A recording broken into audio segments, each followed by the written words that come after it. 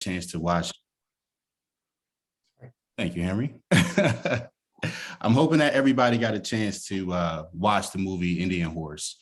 Indian Horse was on Netflix, and Miss Frankee actually told us to watch it before. And if you haven't watched it already, I encourage you to go on Netflix after this and watch it yourself.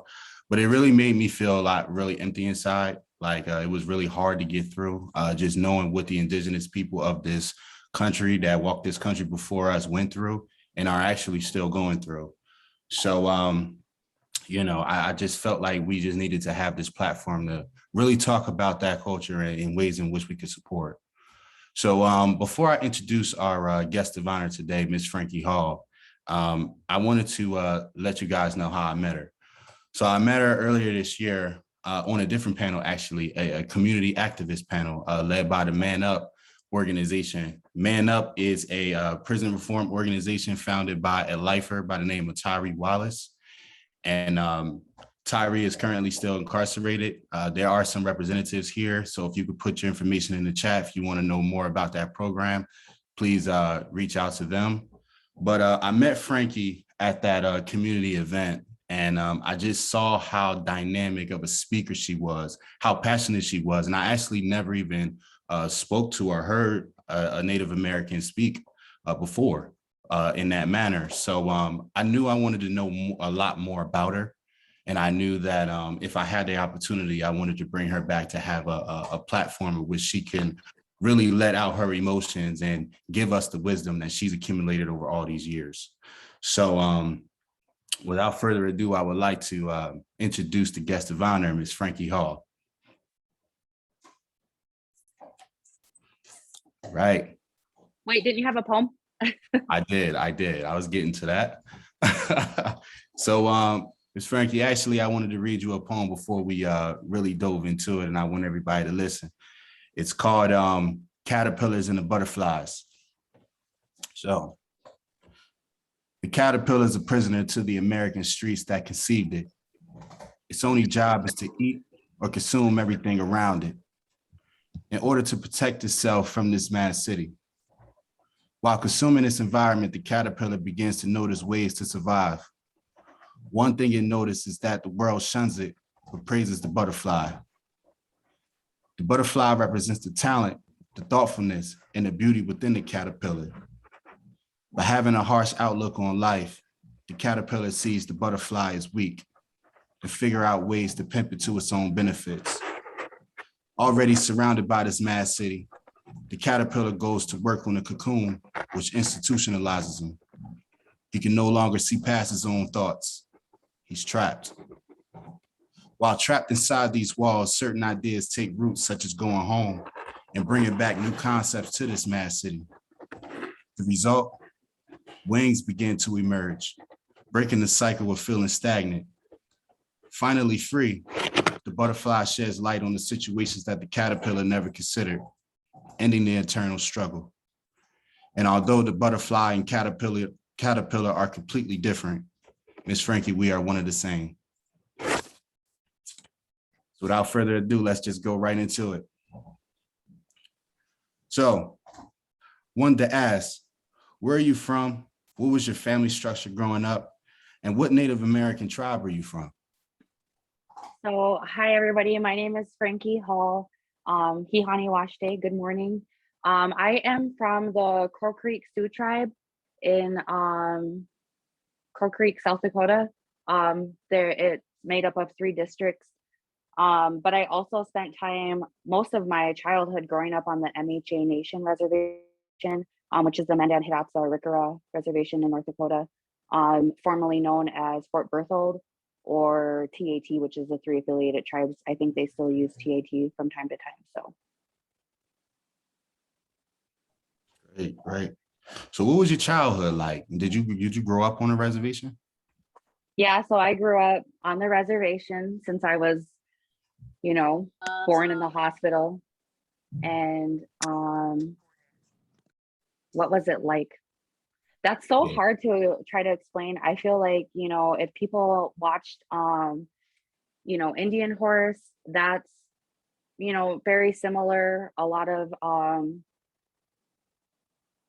disparities faced in the day-to-day life, poverty, being surrounded by addiction, abuse, and but at the same time, I don't want to highlight just the negative. I want to highlight the positive. My people are beautiful people. We're resilient.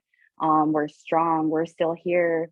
And you reading that earlier just it made me really emotional because like I wonder what it would be like if my grandparents or like my mom wasn't an addict and she was still here today to see a lot of this stuff that a lot of people have been working so hard for come to light and see us pushing forward in a good way. And I think like our ancestors would be smiling down on us, like all of our ancestors, for having these conversations and spending this time together with each other to better learn each other. And so life on the reservation, in short, is hard, but it's beautiful. Wow. Wow. It makes me think about, the Black community, in Philadelphia, just, despite what the media says about Philadelphia and gun violence and gang violence or whatever, it's just such a beautiful place to be. And I'm really happy to be here, So, but just going back to you, just so we can give people a better understanding of who you are, like, so what was your family socioeconomic status? And how did it affect the way that you were raised? So we were poor. I grew up very, very poor. Actually, where I'm at sitting right now, I'm in the poorest county per capita in the United States. Um, so you could think of the poverty. I was telling with Brian, I was looking out earlier, and there's two boarded up houses, kind of like some dogs running around rampant and stuff. But um, I'm still here. I moved back after traveling and going out and getting educated and networking. I'm finally home to help my people, and it was hard growing up though. It was, growing up when I did, it wasn't cool to be Indigenous, if that makes sense. So like now there's a lot more people that are free and accepting of the Indigenous culture and how we are still here very strongly. But growing up it wasn't that way because of like the residential schools, the boarding schools that like my grandpa attended, my mom attended, and they were told not to talk about their culture. They were told, don't sing your ceremony songs, don't be native, it's bad, it's dirty, it's not good, and we were taught that. And so growing up, you grow up around your culture, but you're not truly soaking it in because you're like, well, I don't want to be native, because when you go somewhere people look at you funny, or people treat you differently. And so you're like, well, I don't want to be native, it's too hard to be native because people are going to treat you a different way and things are going to be harder for you if you're native. So but now it's like, I don't care, I'm native, like I'm more comfortable in myself, and like we're at a good space in 2021 to start moving forward with, expressing who we are, our identities, who we identify as, and what we're proud of. And I think that's beautiful. And so highlighting the positive of that and moving forward in a good way. So Yeah, that's incredible. It's incredible. Very warming. I was just curious to know, like, why do you, with all your education and expertise and traveling the world, like, why do you decide to stay on a reservation nowadays? um hope, I guess, is like one big word that I can think of. And I look at growing up, and me growing up, I was the oldest girl of my family, so I was the oldest daughter, and so I was kind of not really forced, but um, looked to take care of my siblings. And there's six of us, so there's a lot of us. And so I spent, most of my childhood looking after my siblings because my grandparents raised us, and my mom and dad were alcoholics and drug addicts. My dad was in and out of prison, and so kind of wanting more for my siblings led me to want more for my people, because I knew that the abuse I experienced growing up, being in the situations I experienced, homelessness, domestic violence. Did you know that 7 out of 10 Native women have been or will be abused in their lifetimes? That's our statistic. So that's emotionally, physically, sexually. Um, but yeah, so looking at that, the homelessness that I went through, I was homeless living in a park with my mom and dad briefly when I was about fourth grade. And so that was hard for me. We lived there for about 4 months in a park. And just looking at all those situations that I was in growing up and looking at my siblings, we need more and our people need more. Like looking around at my friends and my family and, seeing how they want it more too. And it's just like, we're worth more. I know we are. I know we're worth more. I know they're telling us that this is how it is. This is how it's going to be. This is how it's supposed to be. Like, no, like we are worth more. And so how do we understand, the system that suppressed us? How do we understand that system so that we can break it down and build it up the way that we need to and the way we see fit so that we're able to heal and evolve as a people, right? And so that's kind of like, I need to go out, I need to learn as much as I can. Anything I can learn, I'm going to learn. And then I'm going to come back and I'm going to help my people. If I have to learn everything, then so be it. And so that's hence the real estate, the design, the psychology, and all the different things I had to go learn. I'm like, so go out, learn that, come back and help as much as I can. Yeah, you're like a hero, whether anybody has ever told you, I'm serious, like you're like a hero. And the world needs more people like you, just to advocate and just talking about going out and learning new things to bring it back, to your people, to benefit your people. So, after our time on this planet is up, our people can benefit, so that's real. But you talked a little bit about the boarding schools earlier, and I wanted to take a deeper dive into just what exactly are the boarding schools and what practices were it, because that was when I watched the movie Indian Horse with my wife, and I actually tried skipping through because it was really, really hard to watch that. But it's not about me and my feelings. It's about learning about another culture, so that way I can use my voice and platform to help. So if you could talk a little bit about the boarding schools, what they are they still in existence, and like some of the practices that your people had to endure. So like my grandparents, so my grandpa that raised me, was a survivor of boarding school. My mom was a survivor of boarding school. They were survivors of boarding school in a sense. I feel like they were still stuck in that up until, the time of their passing because of the traumas that they had to endure at those boarding schools or residential schools, whatever you want to call them. Um, they had traumas that they were dealing with that caused a lot of like addiction, so like a lot of drug use, alcohol use, being abusive, so like kind of doing what they were taught. You see a lot of that. And so boarding schools and residential schools were created by mostly the Catholic Church, to come to reservations to try to colonize Indigenous people, as we were still living with the earth and the land as much as we could, moving into like the future.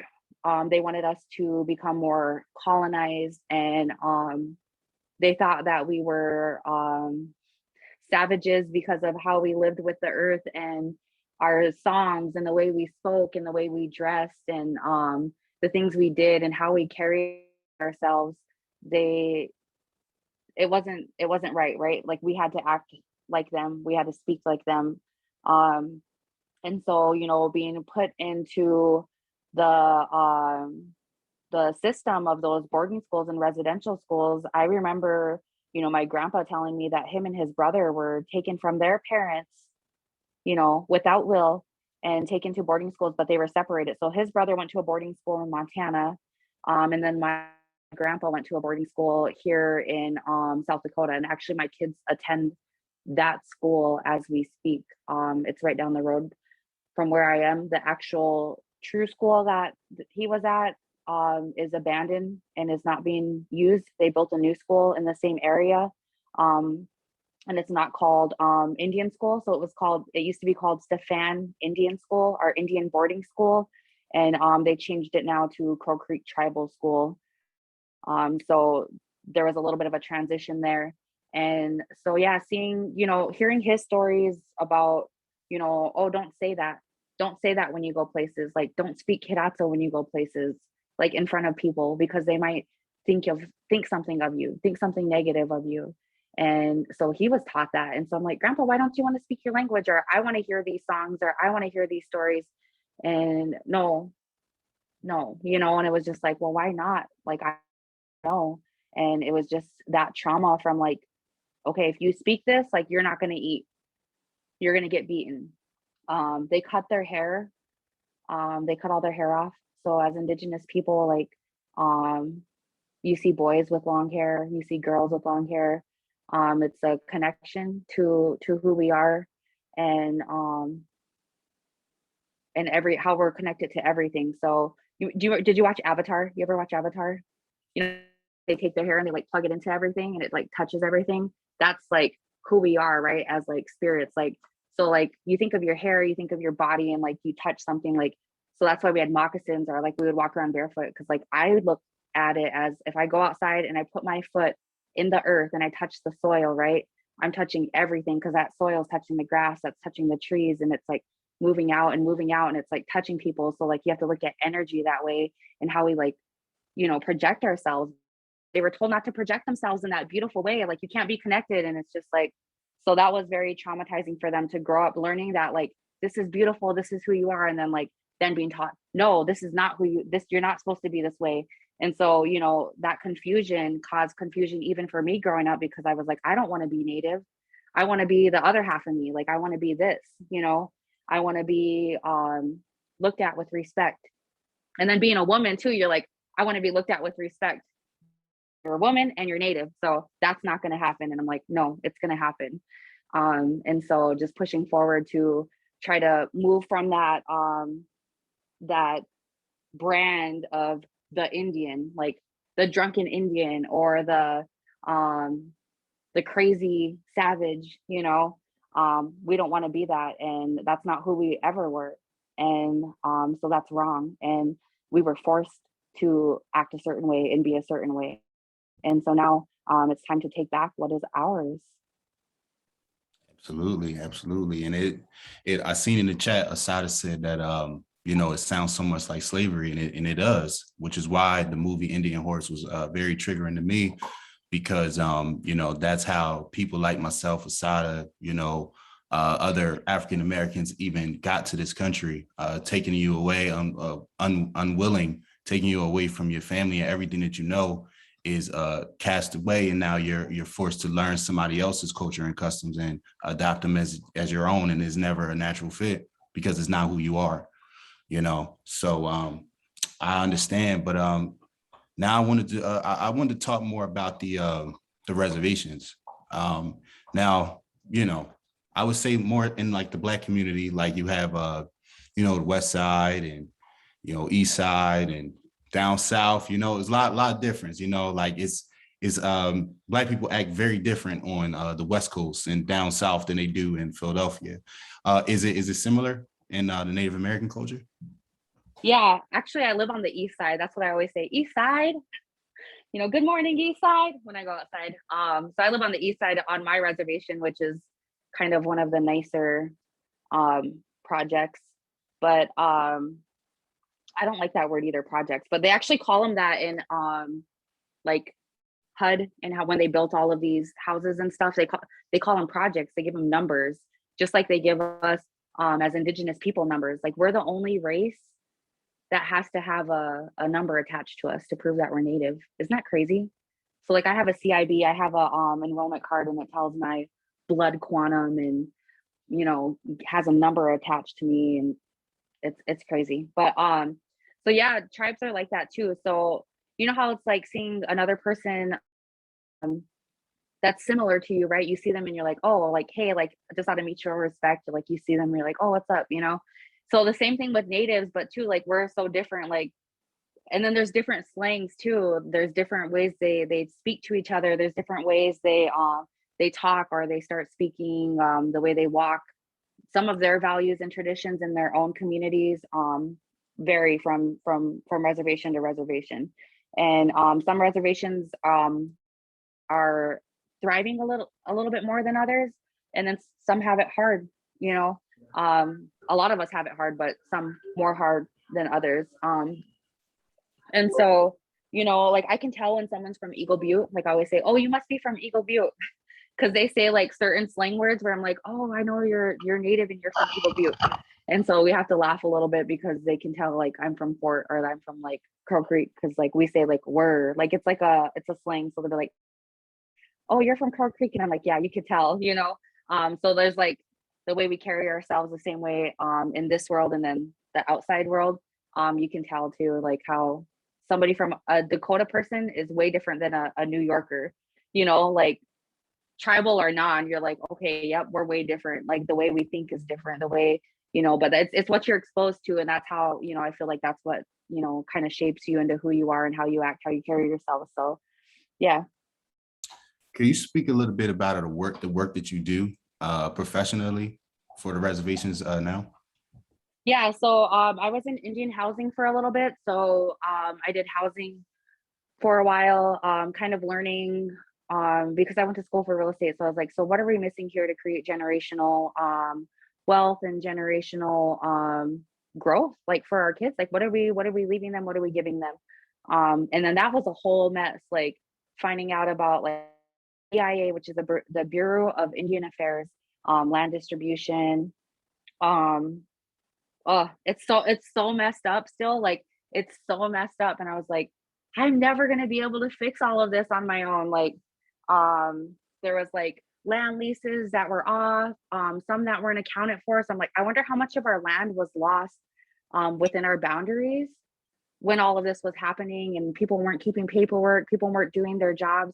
You know, indigenous people weren't doing their jobs, and people on the other side weren't. It was everybody, you know, just kind of like this, oh, it's whatever. And like I'm like, I think we're like missing land, and I think we're missing, you know, all these things after looking further into it. And so that was a whole mess.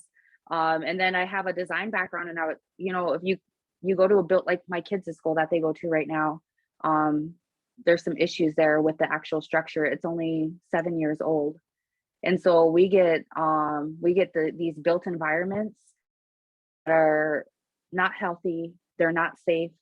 And so I was like, okay, well, if we spend 80% of our life indoors as people, we're supposed to heal, right? Indigenous people need to heal. Everybody needs to heal. There's a lot of things that need to happen for a lot of people to, you know, evolve. How are we supposed to heal in these spaces that aren't even built to survive the basic, you know, the basic needs of life, running water, um, you know, a safe and sound structure that's going to withstand the cold winters and the hot summers. Like there's things being built that aren't for us. They're just kind of given to us, and they're like, okay, this is how, you know, this is how it is, and this is what it is, and this is what you get. And I'm like, no, this is not what we get. We want that. We want the best. We want things that like we can use the way we need to use them. The way we use a building is not the way you use a building. We want to build it this way. And so I was like, all right, if we're spending this much time indoors in spaces, let's create stuff that is meaningful. And that's when I got into architecture and engineering and helping address these built environments, and what is this building creating for the community? What amenities is it offering? Is it giving everything that it needs to give so that, you know, people that are utilizing the building are able to be in a good space? And so that's when I was like, okay, let me do this for a little bit. And then after this, I'm going to go be a lawyer. I don't know if I told you that, but I want to go to law school and address policy. So I'll do that maybe after this. So we'll see. See, that's what I'm talking about. You're a hero. You're jack of all trades. It's nothing you can't do. But I actually just talking to you, I know I told you this before, but I wanted to reiterate it. It just makes me so proud, you know, after talking to you, well, actually seeing you with the on the Man Up panel. I actually went back and talked to my 97-year-old grandmother. And I was telling you this story about how I always wondered why I was so tall. You know, my parents are short, my cousins are short. Like, I'm 6'3", 240 pounds. And my grandmother told me that her grandfather was a 6'9" Native American man.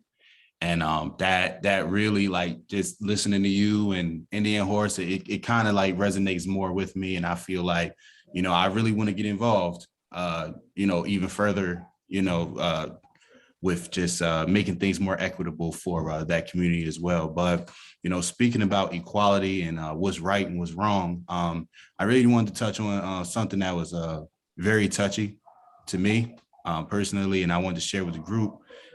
This holiday, Thanksgiving, as we prepare, the whole country is taking off of work and preparing for Thanksgiving. After watching Indian Horse and just doing a deeper analysis of the history, there's absolutely nothing to be thankful for, especially when Indigenous people are still being ostracized all around the country and in other countries. So I wanted to ask you, like, how do you feel about a holiday that in American schools is taught to be thankful that Europeans and Indigenous people came together for a dinner, when that's not actually the true history of this holiday? And how do you feel about it still being so widely celebrated today? Okay, so in full transparency, the one true holiday that I really don't like is Christopher Columbus Day. Um, Thanksgiving, I feel like, even from an Indigenous standpoint, was kind of turned into like, all right, well, everybody else is getting this time off. Let's get time off to spend time with our families, right? And it goes back to that being thankful, right? And so gratitude is a big thing in Indigenous culture. It's one of our virtues. Be grateful, be gratitude, be aware of what you're connected to. The actual Hallmark holiday is a little with the turkey, and then you have like the natives with like the feather, and then like they're sitting at a table. Like, I remember my daughter came home one day and she's like, the natives came and did this and like had this coloring, and I was like, I ripped it. I like wasn't like angry at her, but I like grabbed it out of her hand. I was like, no, my girl, like, that's wrong. Like, let me tell you what really happened. Like, this is what really happened. And I don't think you should be angry. I don't think you should be bitter. I think we have a right to be both, but I don't think we can move forward in that way. So my best like advice to people is just be mindful. Be mindful that the land that our ancestors walked on is what we're standing on today, right? And so they fought for this land because we were keepers of the earth. And it wasn't even like, how people say, like, this is my land, like, this is my land. Like, we say that's like a Wasichu way of thinking, like that's a white way of thinking. When we were put on this land, we feel like to like take care of it, right? To be connected, to like, do all these different things, be good, be kind to each other. But so that's like the whole land back movement, hashtag land back, if you ever are on like Instagram and stuff, that's a big thing. But that's not even like we want our land back. No, we just want this. We want some of our land back that's sacred to us, because what you're doing to it isn't sacred. The things that are happening on that land aren't sacred. And so like the things that are happening in America right now are not sacred. We are fighting for rights. Black Lives Matter, like the Kyle Rittenhouse trial that was crazy, all these different things that we're fighting for. What we're doing is not sacred. So we need to be mindful of who was here at this land, on this land before us. But also be really grateful too, because we're like this big melting pot now, right? And like clearly you can tell by looking at me that I'm not all Indigenous, like I'm mixed with other things. So I'm so grateful for who I am as a person, and that heritage that's all mixed. It makes me who I am. So, but I think just being mindful, but be thankful. Be thankful for those that walk before you. Be thankful for your mom. Be thankful for your dad. Be thankful for your grandparents that prayed for you, that looked out for you and put good energy out for you and wanted the best for you. That your great grandparents that wanted the best for them. Think about all these people when you're sitting down with your family, and know that, you know, what they did for us to all be here, how people are fought and are still fighting. Just be mindful of everything and just and really soak it in and just be thankful for where you're at, where we're at today, and ask yourself questions of how we can be more mindful in everyday life and move forward and have conversations just like this. Wow, like I wish it was time to go so we could just drop the mic. Like it's hard to respond to something like that, you know. But I would just ask, like, is there a way that, you know, like we can get involved? Like, how can the folks, it's a lot of people in this room right now that really sit in some powerful places. And we, you know, I know just seeing the chat, like I know that you touched a lot of people here. Like, how can we get more involved with just like making it more equitable for the Indigenous people? Um, well, okay, so Indigenous people, I feel like our fight is just like the Black community, the Latin community. There's so many disparities, and even in, honestly, I've seen white rural communities that suffer too, you know, and having these conversations with them of how far we came and how we're still fighting for like basic essentials. So if you're in a place of power, listen. Listen to these spaces that you're trying to create for people. Listen to the policies that you're creating for these people. If you're funding a certain project, if you're funding something that is part of a bigger scale and you're trying to give back to those social investments, listen. Listen to the people that you're trying to help. So whether it's an Indigenous community, whether it's the Latin community, the Asian community, the Black community, a white community, I don't care. Listen to the actual people you're trying to help, and truly listen, not just be like, okay, I'm here, and then go off and do something that they're like, don't do that, you know. Listen and be respectful. A lot of times these programs, these spaces that we create, we're missing something. There's like something that's not connecting, right? Like it's like, okay, so they created this and it's supposed to help do this, right? But it's not really helping, right? So we need to sit down and have these true conversations. So we need to hold ourselves accountable. So me as an Indigenous woman, I'm holding myself accountable from my side. So I'm expecting other people to hold themselves accountable that are creating certain things and have the power to change things, because, and that's why I'm saying it's my responsibility to become educated and to learn these things, so that when I'm having a conversation with them, I can say and ask them truly, like, well, what about this? Did you think about this? Because this is how it's hurting my people. And I know because I live it every day. Like, I've been in rooms, I can't even tell you how many times people are like, well, what's your expertise? That's my expertise. Like, I'm pretty expert enough if I survive, you know, abuse and homelessness and, you know, all these different things, and, you know, having addict parents and, you know, not having a chance of making it off the res and becoming somebody and going to like MIT and Harvard. Like, you're telling me I'm going to go to those places? Like, you're telling me that that's what it is, right? So like, coming back to the thing, it's just like, oh, we need to listen to each other, because we're not listening to each other.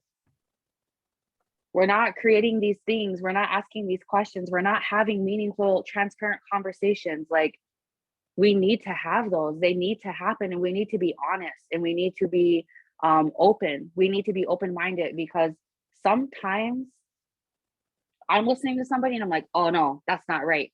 But two, I'm like, okay, now I can see where they're coming from. And that's why I think women make leaders, because women are very aware and like look at things as a whole.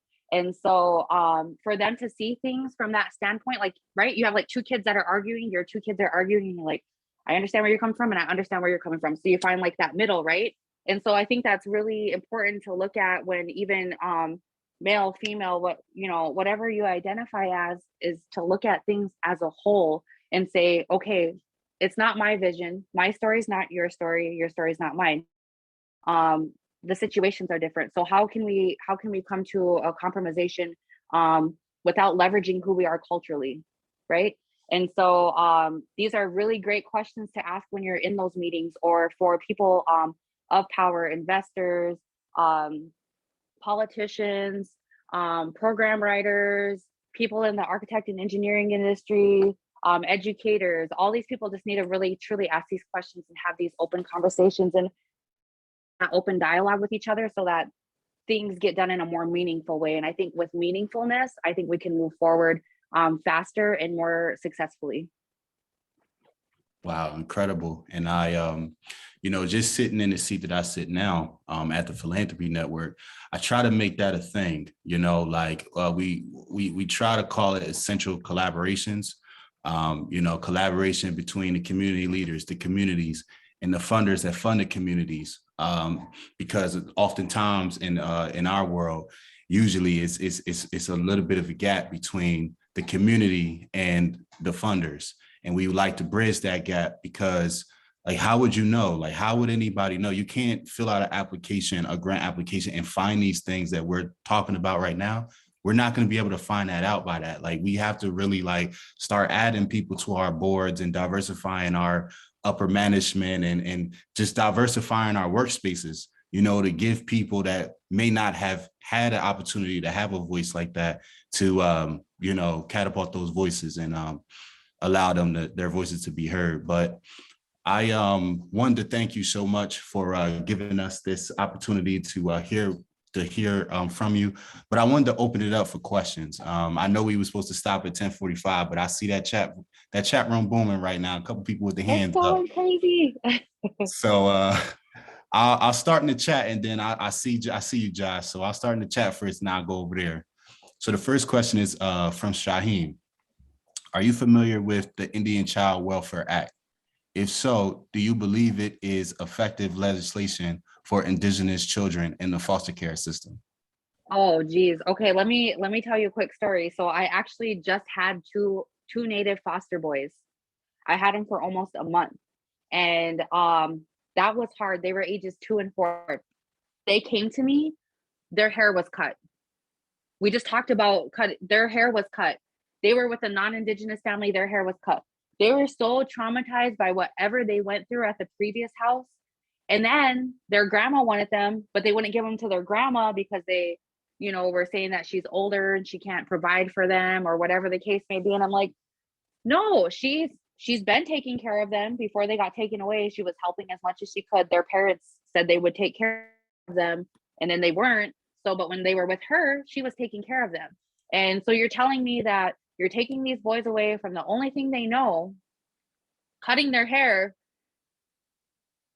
and then just not giving them back to the family, no matter what the case may be. And so I know for a fact that the Indian Child Welfare Act is not being utilized the way it needs to be. Just like I said, a lot of these programs, they write these things in black and white, but there's no matrices created for certain areas or certain Indigenous tribes. Like, that's why we need to be smarter with reading these things and understanding them, because they're not created like one size fits all, right? Like all situations are the same. Same with just even the foster care system in general. I have a friend, Sunny Red Bear. If you guys ever have a minute to check her out on Instagram or Facebook, she advocates a lot for Indigenous rights, and she has dealt with some things too. And her she grew up in the foster system, and so she can tell you that story firsthand, and how it's not being utilized the way it should be. And I raised my brother and sister. I spent my 20s raising my 2 kids by myself, plus my brother and sister, and now they're 21 and 22, brother and sister.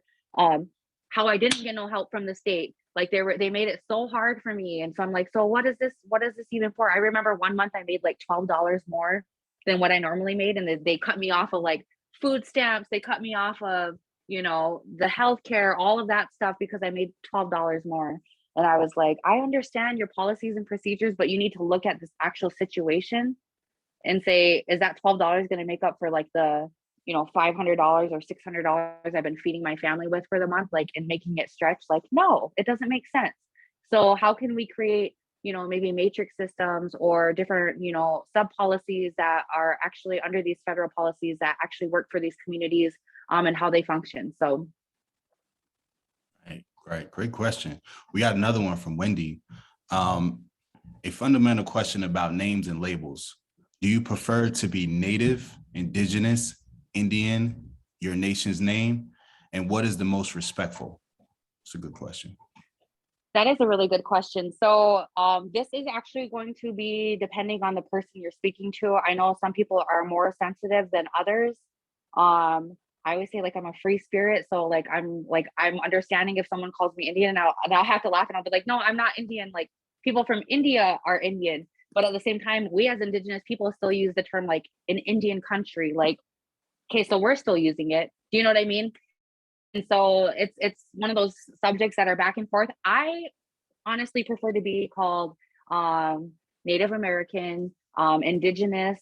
I'm Hunkpati Dakota Yate. My Dakota name is Ete Washte Wachipiwia, which means pretty dancing woman.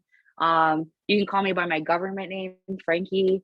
Just respectfully, like anytime I ask somebody anything or they come to me respectfully, I'll always answer them because people will be like, can I say that? And I'm like, if you want to, but at the same time, like it's nice to have people ask. So I appreciate that. But to be fair to all Indigenous people, I think like Native American or Indigenous people is probably the most respectful general term to address a Native American as. Thank you. Thank you.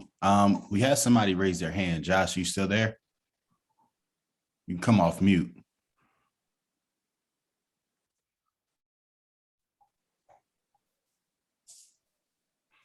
All right. Well, until he does that, I actually have a question for you. So, yeah.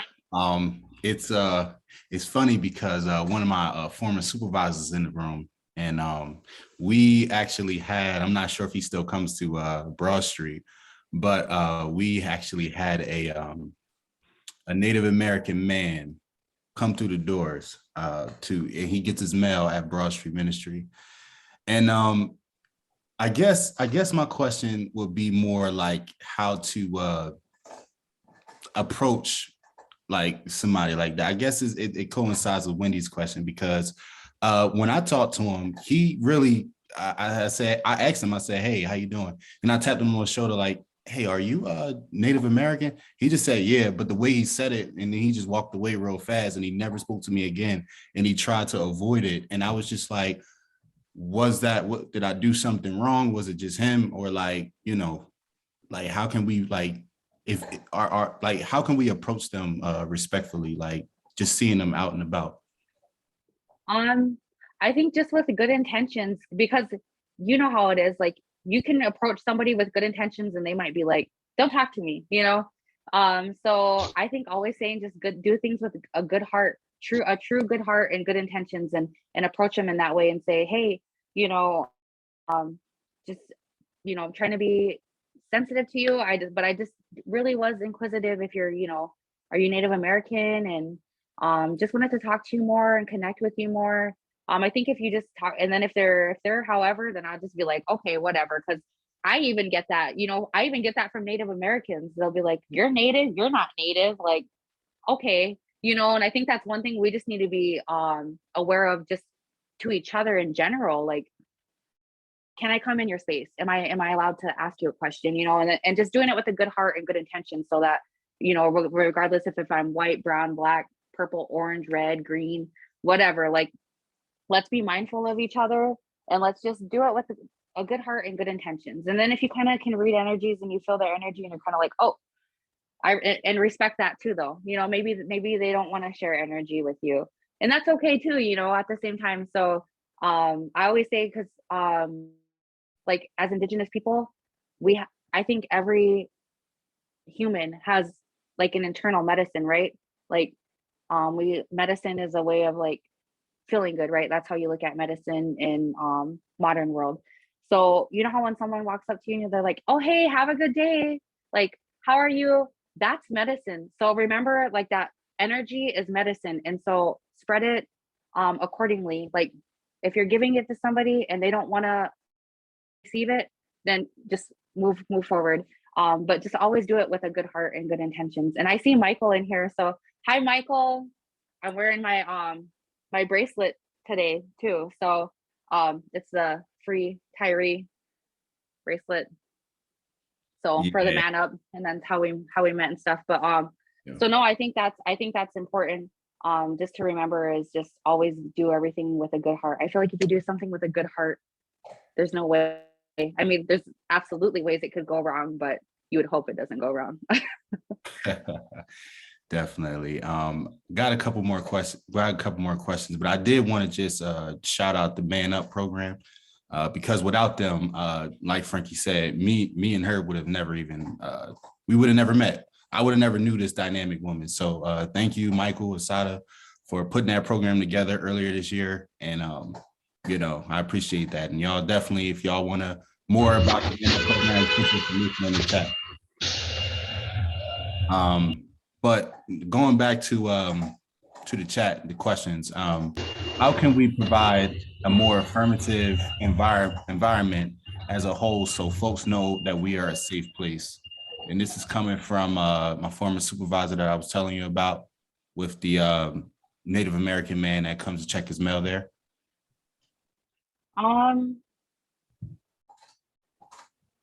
Me being a designer, I'm like, I have to look at this actual physical space to see what you're speaking of. But just in general, I think just be inviting. You know how like when you go to someone's house and like they're really like good hosts, like how can I be a good host to people, not pertaining to just one group of people, right? Like I want anybody that can come to my house to feel welcome.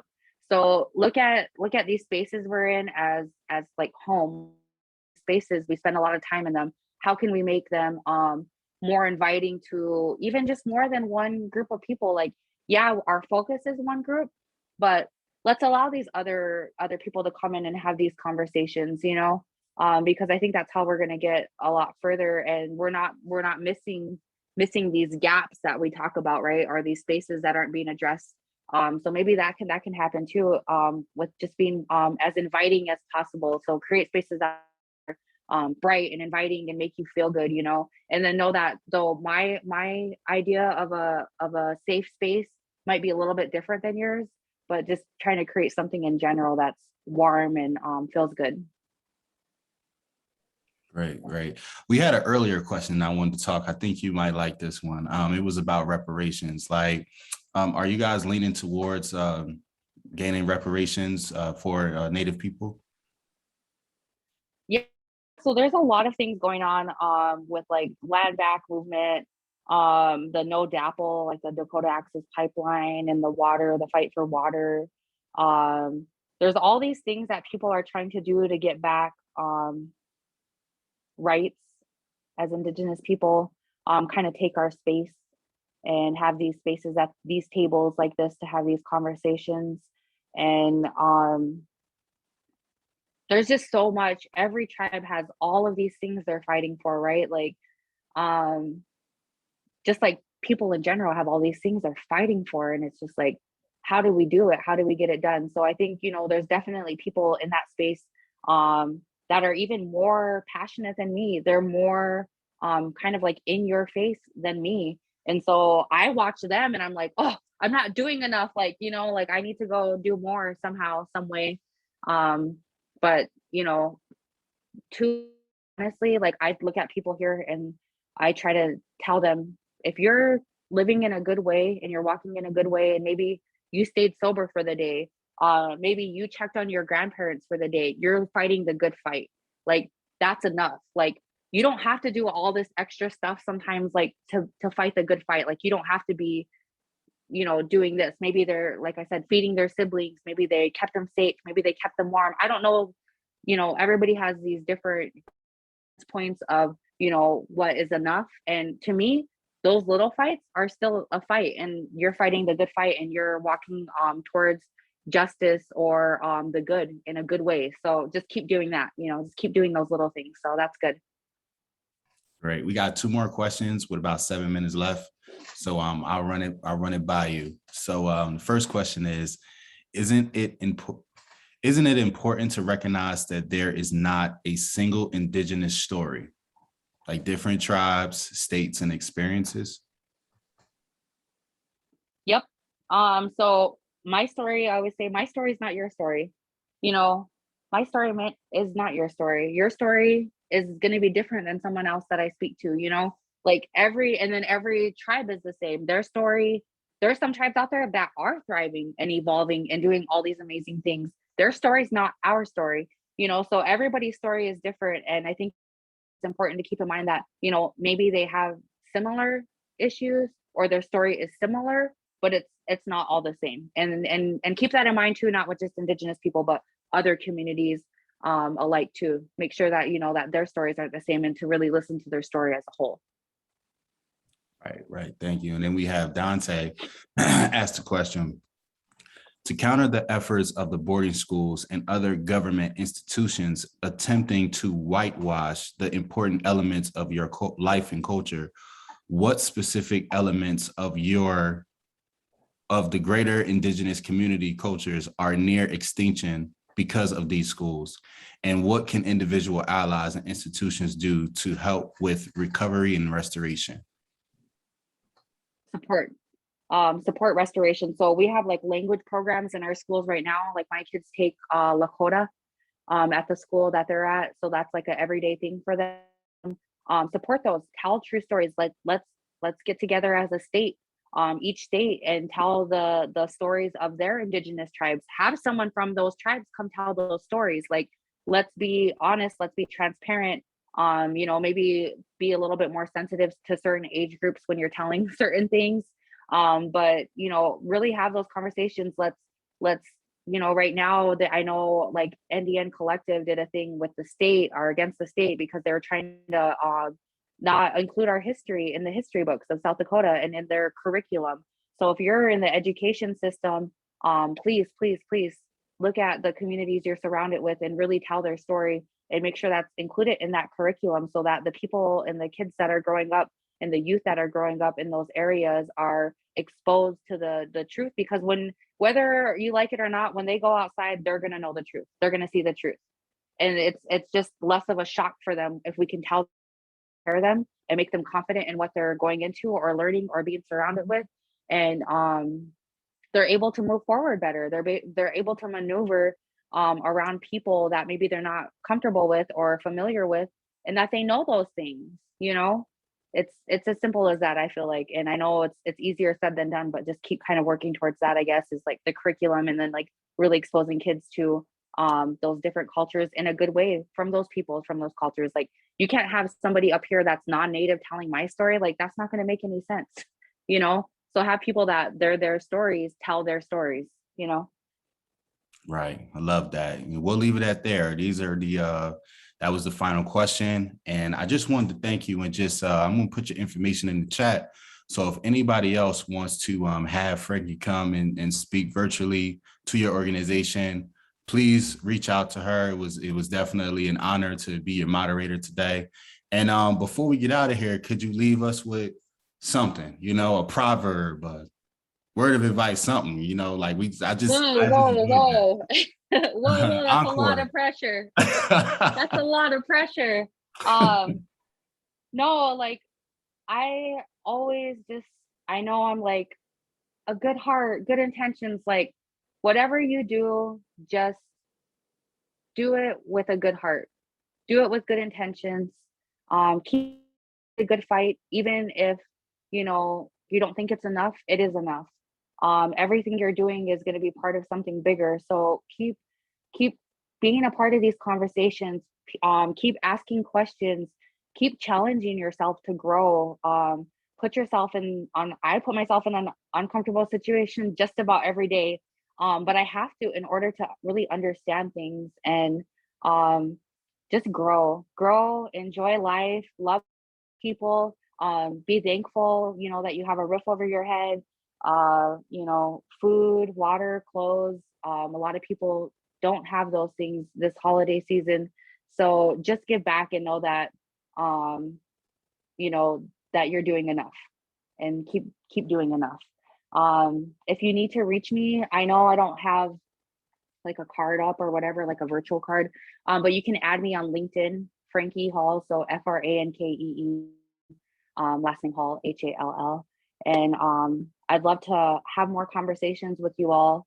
If you like, I'm always up for it. You can ask Michael or LeBrian. Like, I'm like 10 o'clock, yes, let's make some tea and get on a Zoom and have a conversation, like if that's what needs to happen, let's do it.